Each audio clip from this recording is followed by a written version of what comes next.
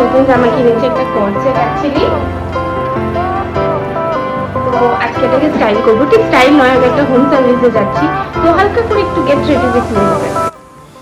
চলো আমার এই ছোট্ট গেট রেডি উইথ মিতে প্রথমে আমি যেটা দিয়ে শুরু করব সেটা হচ্ছে পন্ডস লাইট জেল, যেটা আমার ফেভারিট একটা ময়শ্চারাইজার, বিশেষ করে গরমকালের জন্য। তারপরে নেট্রোজেনের এই সানস্ক্রিনটা, বাইরে যা রোদ, আমি যদি সানস্ক্রিন না মেখে বেরোই আমাকে মনে হয় আর দেখা যাবে না। অলরেডি আমার হাত দুটোকে আর দেখা যাচ্ছে না, ভীষণ ট্যান পড়েছে। তোমাদের কাছে যদি কোনো ভালো হোমমেড রেমেডি থাকে যেটাতে খুব তাড়াতাড়ি ট্যান উঠে যায়, বা কোনো প্রোডাক্ট যেটাতে খুব তাড়াতাড়ি ট্যান উঠে যায়, আমাকে কিন্তু অবশ্যই একটু জানাবে।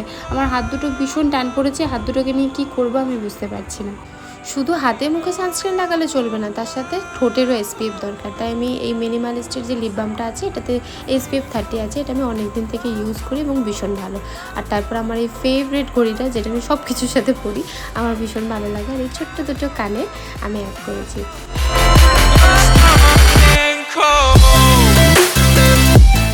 তারপর আমি এখানে একটা নিউড লিপ কম্বো বানানোর চেষ্টা করছি, কারণ আমার মনে হয় আমার মুখে কোনো নিউড লিপস্টিক মানাই না।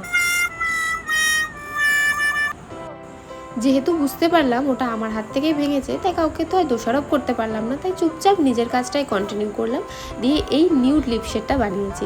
কেমন লাগছে আমার মুখে, মানাচ্ছে কি না অবশ্যই কিন্তু আমাকে জানাবে।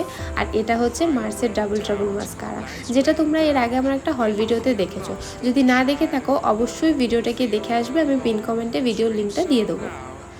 তারপরে যে লিপস্টিকটা দিয়ে আমি লিপ শেডটা বানিয়েছিলাম সেটা দিয়ে আমি হালকা করে একটু ব্লাশ লাগিয়ে নিলাম, তারপর আমি একটু আইব্রোটা ফিল করে নিচ্ছিলাম। আচ্ছা তোমরা আমাকে একটা কথা বলো, তোমরা যখন আইব্রো ফিল করো বা আইলাইনার পরো তখন কি যেদিকেরটা সেই হাত দিয়েই করো? কারণ আমার সাথে এটা হয়, আমি সেম হাত দিয়ে দুদিকেরটা করতে পারিনি। তো এখানে হচ্ছে শো স্টপার, আমার সানগ্লাস, আমার এটা ভীষণ পছন্দের, তো আমি রেডি।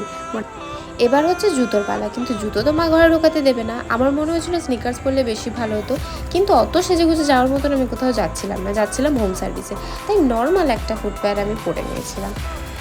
কাজ শেষ করে বেরিয়ে আমি গেছিলাম আমার কাজের জায়গায়, মানে ননিতে। ছুটির দিনেও আমি ওখানে না গেলে আমার একটু মন ভরে না। আচ্ছা আমি এখানে এত নাচছি কারণ মাসের শেষে হঠাৎ করে আমি ব্যাক কভারের পেছন থেকে বেশ কিছু টাকা পেয়েছি, তো আমার তো ওখানে মন এমনিতেই খুশি হয়ে গেছে। ওখানে আমার একটা ছোট্ট পার্সেল এসেছে, তো সেটা একেবারে নিয়ে আমি এবার চললাম বাড়ি।